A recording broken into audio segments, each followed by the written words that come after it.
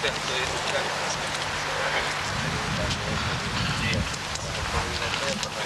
جی ہاں وہاں پہ صحیح تمہاری ہوتی رہتی جی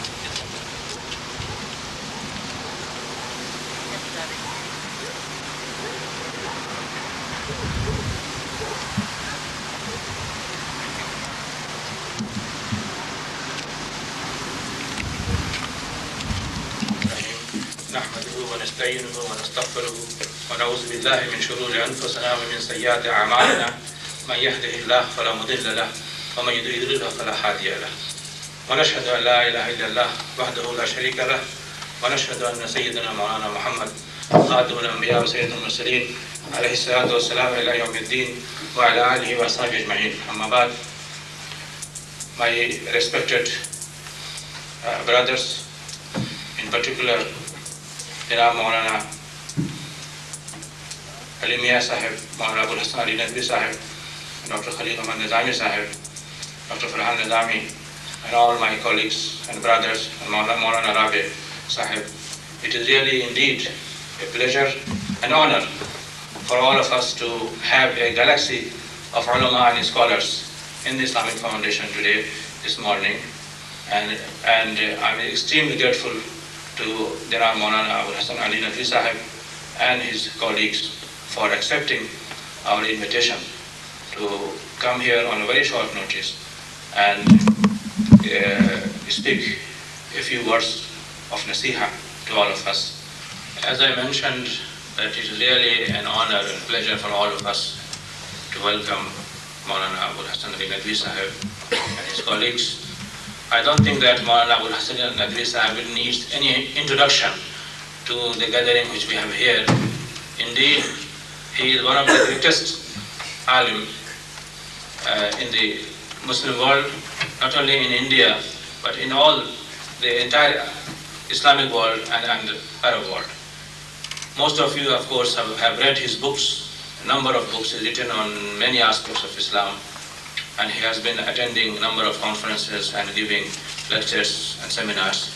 So without introducing him in that way, who is he and what he has written, I will now request him to say a few words, a kalamat, so that we can benefit from his visit.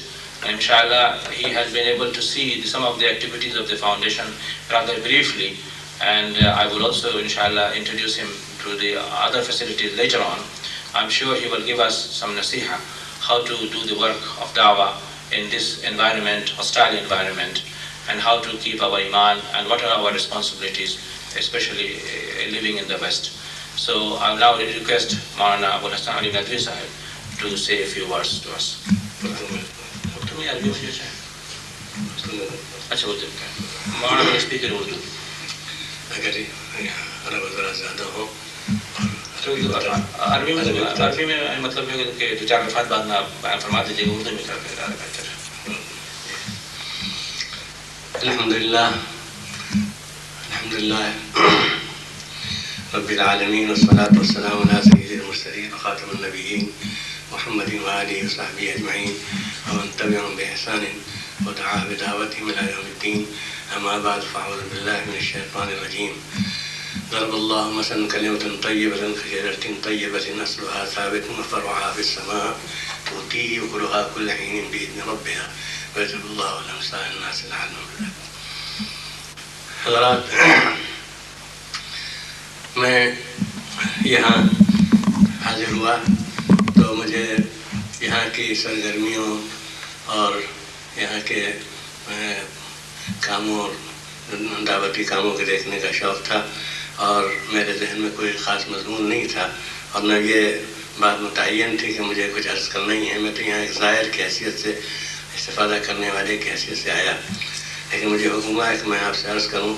تو میں بیٹھنے کے بعد بالکل خالی الذہن تھا، اور میں نے اس کو خدا پر چھوڑ دیا تھا. اس کا بارہا تجربہ ہوا کہ اللہ تعالیٰ کی طرف سے مدد ہوتی ہے. قرآن مجید ہر موقع پر مدد کرتا ہے، اور وہ راستہ کھولتا ہے، اور وہ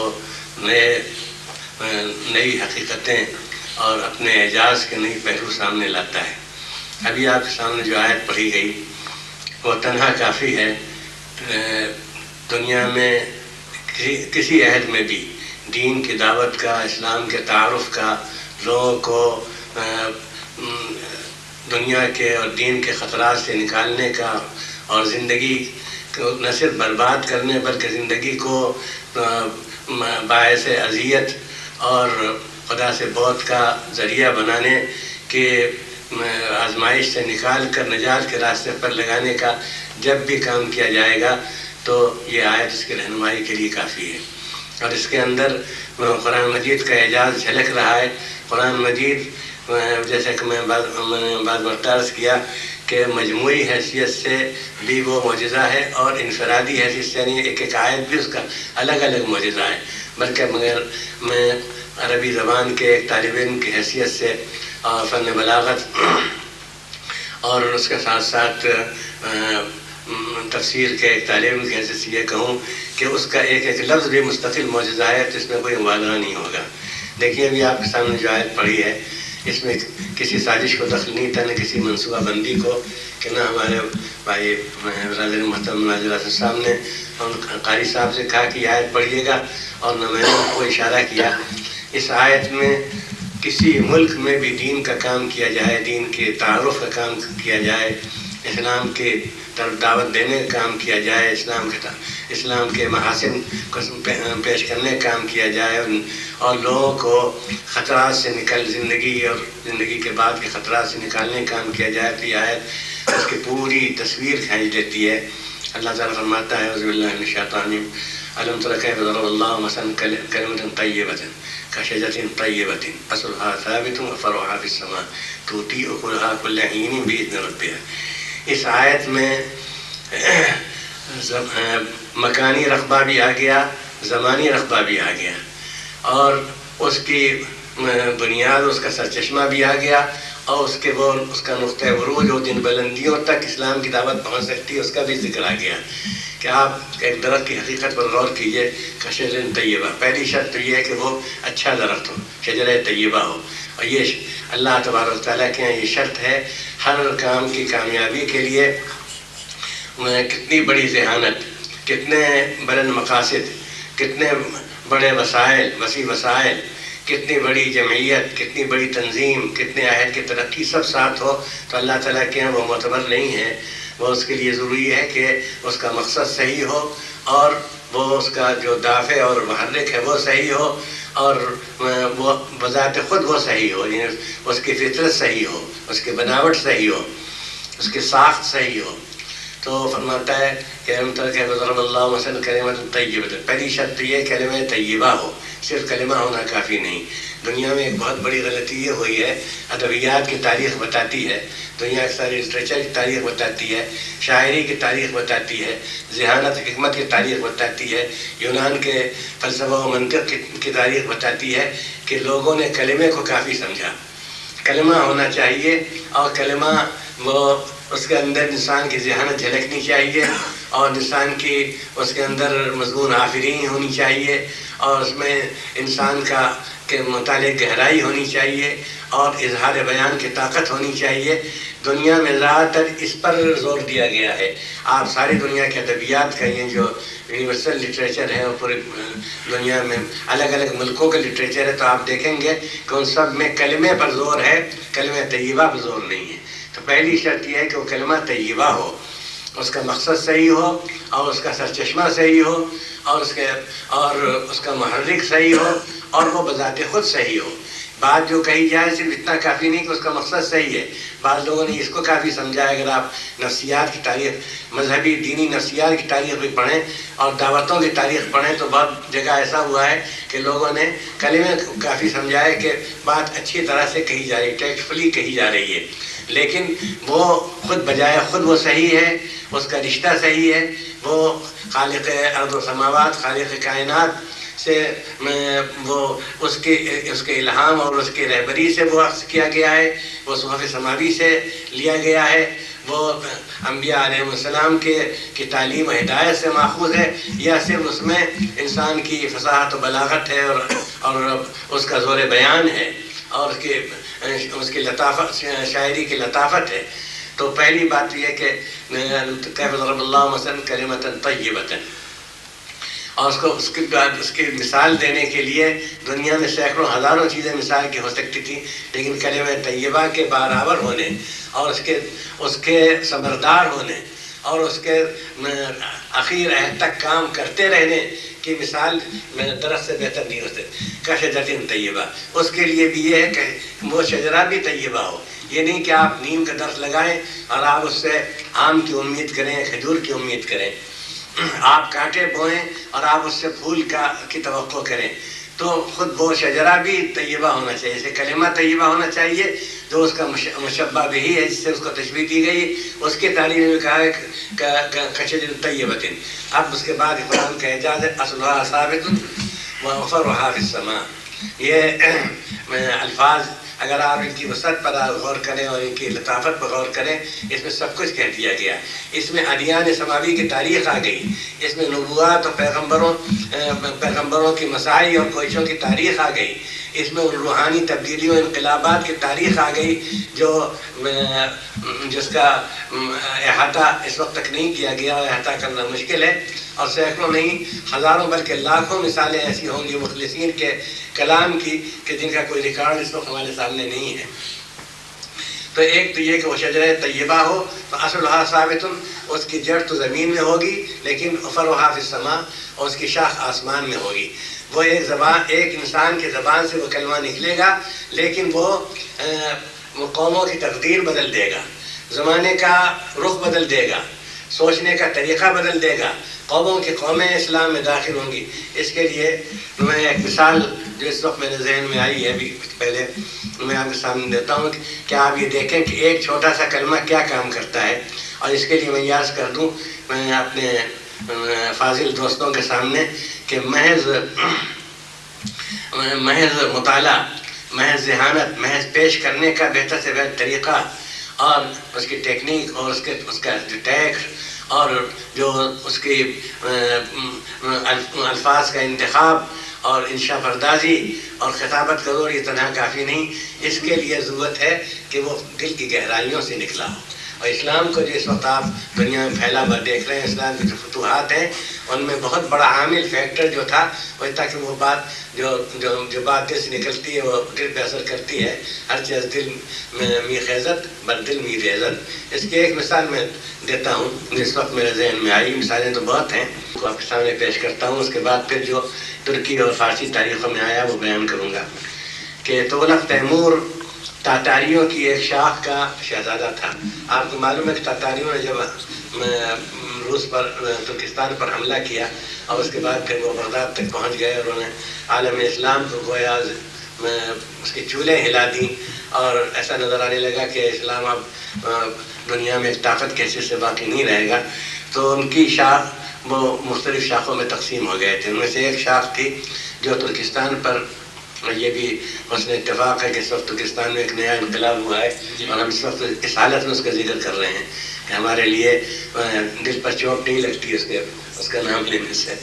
تو ترکستان کی شاخ میں ایران بھی شامل تھا اور ترکستان بھی شامل تھا، اس کا وہ ولی عہد تھا، یعنی وہ کی تاج پوشی ہونے والی تھی، اور تاج پوشی کے بعد وہ انچارج ہوتا ہے اس پورے اس قلمرو کا، وہ حکمراں ہوتا. وہ شکار کے لیے نکلا، اور آپ کو معلوم ہے، شاید آپ میں سے بہت سے لوگ شکار کھیلے ہوں، میرے متعلق تو بہت کم لوگوں کو خیال ہو سکتا ہے، لیکن میں بھی شکار کھیلا ہوں. میں نے بندوق چلانا سیکھا بہت بڑے استاد سے، ریاست ٹوک میں جا کر وہاں کے شاہی خاندان کے ایک فرد سے باقاعدہ نشانے کی مشق کی. الحمدللہ میرا نشانہ بھی اچھا ہو گیا تھا. تو شکاریوں کے کچھ وہم ہوتے ہیں، کچھ ان کے یہاں روایات ہیں کہ اس کی کوئی اصلیت نہیں ہوتی، بس وہ کچھ تجربے ہوتے ہیں. یا کیا مثلا ہمارے یہاں معلوم نہیں آپ کے ملکوں میں ہندوستان پاکستان میں ہو یا نہ ہو کہ ایک ہی تک جمعرات کو شکار کامیاب نہیں ہوتا. دوسری کہ شکار کو آدمی جائے تو چھری کا نام نہ لے، چھری چاقو کا نام نہ لے، وہ کہتے ہیں آج شکار نہیں ملے گا. تو ایسے ہی تاتاریوں میں کچھ توہمات تھے، ان میں سے ایک وہم یہ تھا کہ ایرانی پر نظر نہیں پڑنی چاہیے. اگر کسی ایرانی پر نظر پڑ گئی تو اس دن شکار نہیں ملے گا، وہ دن منحوس ہے.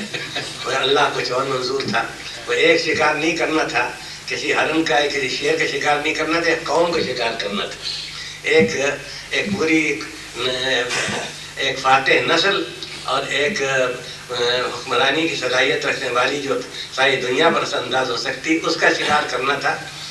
تو بالکل تقدیری بات تھی، اس نے اپنے پہرے بٹھا دیے کہ کہیں سے کوئی آدمی آنے نہ پائے، اور وہ شاہی شکارگاہ تھی. لیکن شیخ جمال الدین جا رہے تھے کہیں، اتفاق سے وہ جس طرف سے گزرے وہاں کوئی پہرے دار نہیں تھا، تو وہ اندر آ گئے، سمجھے کہ یہ قریب کا راستہ ہے، چلے جائیں گے. پہرے دار نے اس کو دیکھ لیا، آگے کچھ بڑھ کر ان کو گرفتار کیا اور تغلق تیمور کے سامنے پیش کیا. وہ دیکھتے ہی اور ایرانی کی شکل، اور پھر وہ اس کا پورا منصوبہ فیل ہو رہا تھا، شکار کا پروگرام ناکام ہونے والا تھا. تو اس نے دیکھا اور کہا، تو اس سے اپنے غصے کے اظہار کے لیے اس کے پاس اس سے بہتر کوئی اور صورت نہیں تھی کہ کتا پاس تھا. اس نے کہا یہ کتا بہتر ہے کہ تم بہتر ہو، بتاؤ تم معزز ہو کہ کتا معزز ہے. اور نہایت اطمینان کے ساتھ کہا کہ یہ آرنلڈ اس کی کتاب میں تو یوں ہے کہ انہوں نے کہا کہ اگر ہمیں دولت اسلام نصیب نہ ہوئی ہوتی تو یہ کتا افضل تھا، لیکن اب ہم افضل ہیں.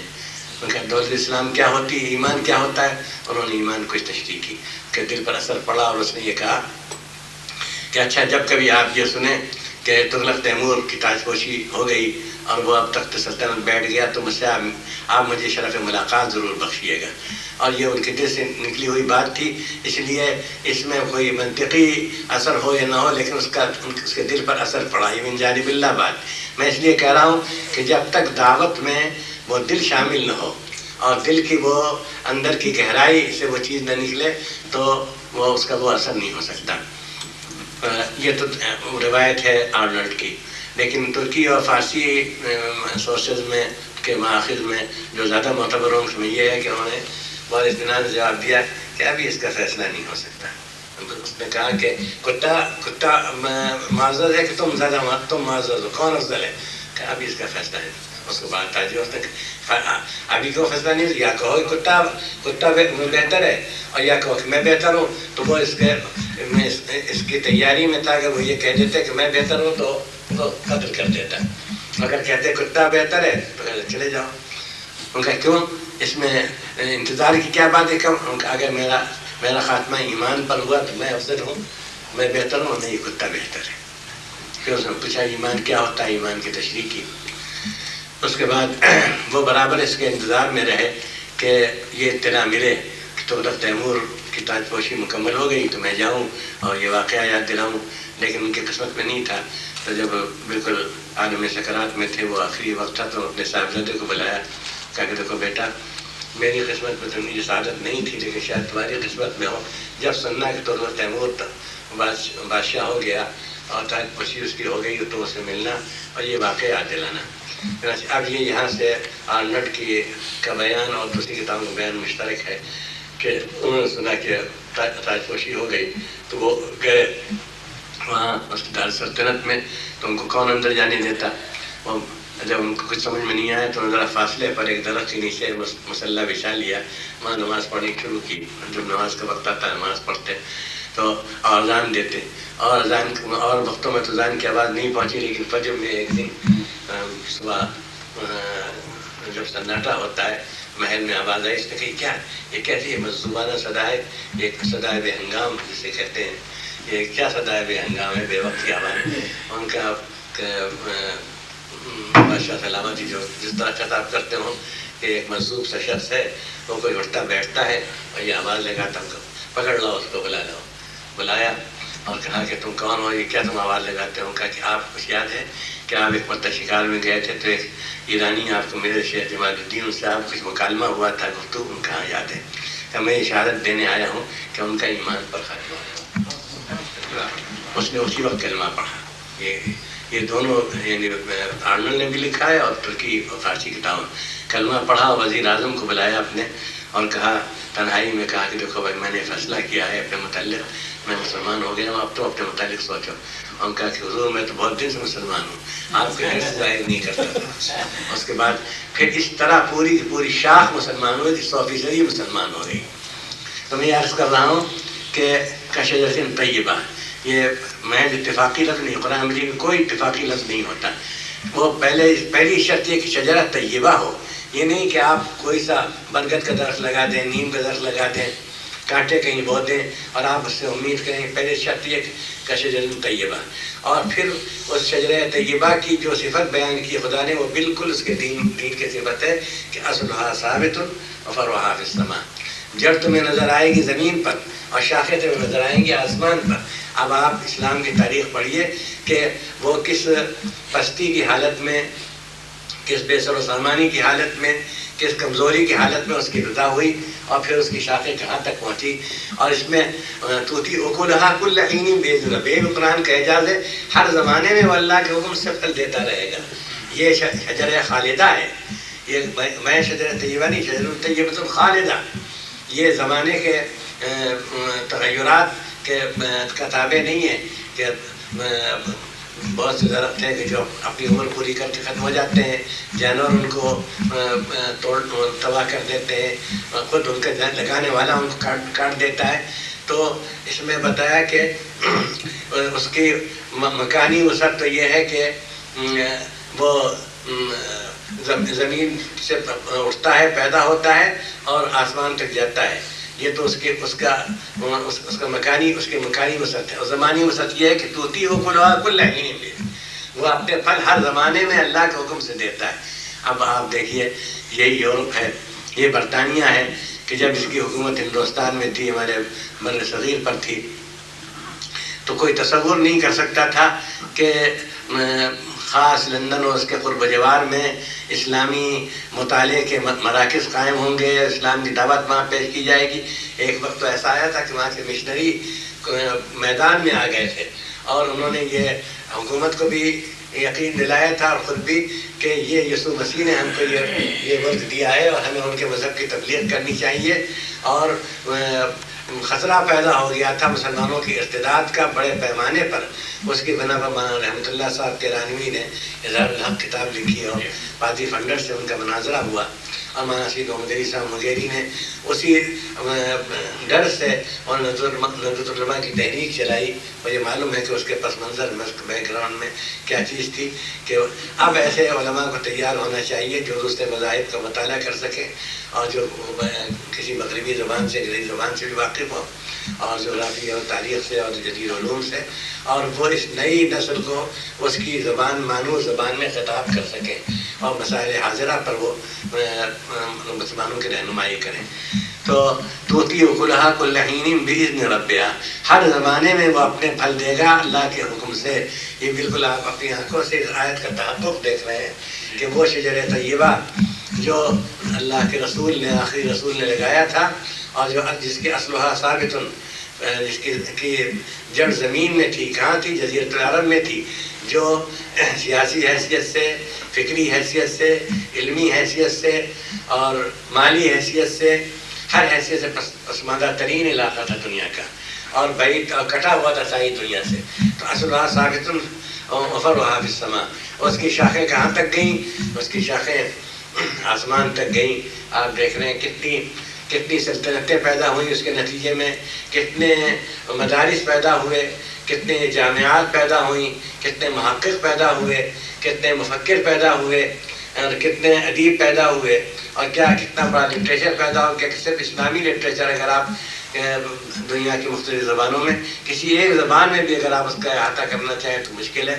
یہ سب ہوا کہ جو کلمہ کہا گیا تھا جزیرۃ العرب میں بیٹھ کر، وہ کلمہ آج ساری دنیا میں پھیل رہا ہے اور وہ اپنے پھل دے رہا ہے، شجرہ طیبہ کی طرح پھل پھول رہا ہے اور پھل دے رہا ہے. میں یہ عرض کروں گا، کوئی اس وقت کسی طویل تقریر کی ضرورت نہیں ہے، اور اہل علم کا مجمع ہے، اہل فکر کا، مطالعہ کرنے والوں کا، کہ دعوت کے لیے دو تین چیزوں کی ضرورت ہے.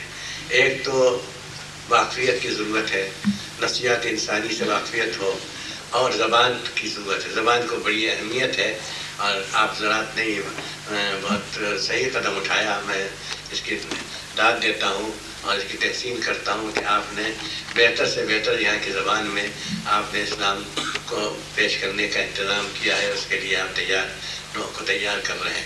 تو ایک تو عقل سلیم کی ذہانت کی ضرورت ہے، اور دوسرے زبان کی ضرورت ہے کہ اچھی سے اچھی زبان میں دعوت دی جائے. بہت سے حلقوں میں یہ غلط فہمی ہے کہ زبان کی کوئی اہمیت نہیں ہے، آدمی کو جس طرح بن پڑے اپنے خیالات ظاہر کر دینا چاہیے. لیکن جب ہم سیدنا عبد القادر جیلانی جیسے زاہد فی دنیا اور جیسے متوکل علی اللہ، اور ان سے پہلے امام حسن بصری کے جب ہم مواعظ پڑھتے ہیں تو معلوم ہوتا ہے کہ زبان کی کیا اہمیت ہے، انہوں نے زبان کو کیا اہمیت دی ہے، اور کس زبان میں انہوں نے اپنے اس زمانے کے معاصر دنیا، معاصر نسل کو خطاب کیا ہے. کہ اس سے بہتر یہ مسلم ہے عربی ادب کی تاریخ میں کہ حجاج اور حسن بصری سے بڑا بلیغ کوئی نہیں تھا، اور حسن بصری کو فوقیت حاصل ہے حجاج پر. پھر اس کے بعد ہر دور میں آپ دیکھیں گے، سیدنا علی مرتضیٰ کو چھوڑ دیجئے کہ وہ تو ابلغ البلاغہ تھے، لیکن ان کے بعد آپ ہر دور میں دیکھیں گے، ابن جوزی کو لیجیے آپ، تو اعلیٰ سے اعلیٰ زبان انہوں نے استعمال کی ہے. اور میں نے تو تاریخ ادب کے ایک مدرس کی حیثیت سے بھی، اور ادب کے نمونوں کے جمع کرنے والے ایک جامع کی حیثیت سے بھی لکھا ہے کہ جن کی طرف خیال بھی نہیں جا سکتا، ان کی کتابوں میں وہ ٹکڑے ملتے ہیں ادبی کہ جو شہپارے ہیں، ماسٹر پیس ان کو کہنا چاہیے. ہم نے امام تیمیہ کا بھی نام لیا ہے، اور شیخ عمر محی الدین ابن عربی کا بھی نام لیا ہے، جہاں خیال بھی نہیں جا سکتا وہاں بھی آپ کو ملے، وہاں ایسے ادبی نمونے ملیں گے. پھر سیدنا عبد القادر جیلانی سے بڑھ کر زاہد، دنیا میں زاہد اور بے پرواہ، کسی کے مد و ذم سے بالکل بے پرواہ کون ہوگا، لیکن ان کے یہاں بھی آپ ان کے مواعظ جو محفوظ ہیں. لیکن میں عرض کر دوں کہ بزرگوں کے مواعظ زیادہ قابل اعتبار ہیں، اس لیے کہ لوگوں نے تبرکاً ان میں کوئی ترمیم نہیں کی. ایسے بادشاہوں کے فرامین یا ادیبوں کا کلام اتنا محفوظ نہیں ہے، اس میں لوگ بدل دیتے ہیں. لیکن بزرگوں کی زبان سے نکلے ہوئے الفاظ کو لوگوں نے بدنصیحی نقل کرنے کی کوشش کی ہے، انہیں برکت سمجھتے تھے. اس لیے یہ بات تاریخی تنقید اور ادبی تنقید کے لحاظ سے بھی یہ ایک واقعہ ہے کہ ہم یہ کہہ سکتے ہیں پورے وثوق کے ساتھ کہ یہ انہی کے الفاظ تھے. تو آپ اگر ان کے مواعظ کے مجموعے کو دیکھیں تو آپ کو حیرت ہوگی. بعض وقت معلوم ہوتا ہے کہ بادل گرج رہے ہیں اور بجلیاں چمکون رہی ہیں، اور اب بجلی گری، اتنی طاقت معلوم ہوتی ہے. تو ایک تو چیز ہے کہ علم و معرفت، دوسری چیز ہے زبان کی اہمیت اسلام کے تعارف میں، اور تیسری چیز ہے اخلاص اور درد مندی. یعنی خود دل پر چوٹ ہو، اور وہ جو چیز نکلے وہ صرف قلم سے نہ نکلے بلکہ دل سے بھی نکلے، تب اس کا اثر ہوگا. یہ چیزیں ہیں. اگر ہم نے ان چیزوں کا، ان عناصر ثلاثہ یا عناصر اربعہ کا خیال رکھا مغربی ممالک میں، اور اس نئے بدلے ہوئے زمانے میں مختلف زبانوں کے بولنے والوں کے تحریری تقریری طور پر، تو اللہ تبارک تعالیٰ اس کے بہتر سے بہتر نتائج عطا فرمائے گا. اور اس میں ہمارے لیے بہت بڑی بشارت اور فعال نیک ہے کہ اللہ فرماتا ہے توتی اکلھا کل حین باذن ربھا. ورنہ آدمی کہتا ہے کہ زمانہ گزر گیا. اب یہ یہ کون سی ہے، یہ 20ویں صدی ہے اور کیا دنیا نے کتنی ترقی کی ہے اور سائنس اصل چیز بن گئی، ٹیکنالوجی اور سائنس اور پالیٹکس اور یہ اب وہ زمانہ نہیں رہا، اب اسلام کی دعوت کی ضرورت نہیں ہے، اب اس وقت اسلام کی دعوت کوئی اثر نہیں کرے گی. تو یہ جیسے گویا اس وقت یہ قرآن مجید چونکہ وہ دائمی کتاب خالد ہے اور نوائی ہے کہ توتی و کلہا کلہین بِإِذْنِ رَبِّهَا کہہ کر اس نے تسلی دی ہے اور تقویت کا سامان کیا ہے. کسی زمانے کے کسی جگہ کے لوگ یہ نہ سمجھیں کہ ہمارے اسلام کی دعوت دینے کا کیا فائدہ ہے. وہ اپنے پھل دیتا ہے ہر وقت کلہین بِإِذْنِ رَبِّهَا، لیکن اللہ کے حکم سے کہ بِإِذْنِ رَبِّهَا کہہ کر یہ بتا دیا کہ اپنی ذہانت پر یا اپنی زبان کی مہارت پر اعتماد نہ کرو، بلکہ اس میں بھی سمجھو کہ اللہ ہی اگر چاہے گا تو اثر ہوگا. تو اس کے اندر پورا دعوت کا نقشہ آ گیا ہے. اور یہ محض ایک میں اتفاقی بات نہیں کہوں گا، اتفاقات کا قائل نہیں، یہ من جانب اللہ بات تھی. میں یہاں اس کرسی پہ آ کر بیٹھ گیا تھا، میرا ذہن خالی تھا اور میں نے کہا کہ میں کہاں سے شروع کروں گا. تو میں نے آئے سوچی تھی کہ وہ تو اللہ سبیل ربک بالحکمت والموعظۃ الحسنۃ وجادلھم باللتی ہی، لیکن قاری صاحب اللہ جزائے خیر دے، انہوں نے یہ آیت پڑھی اور میں نے کئی بار تجربہ کیا امریکہ کے دورے میں، یورپ کے دورے میں خاص طور کہ میں بالکل خالی ذہن ہوں. بہت پروگرام میں دستگیری کی ہے اور مدد کی ہے.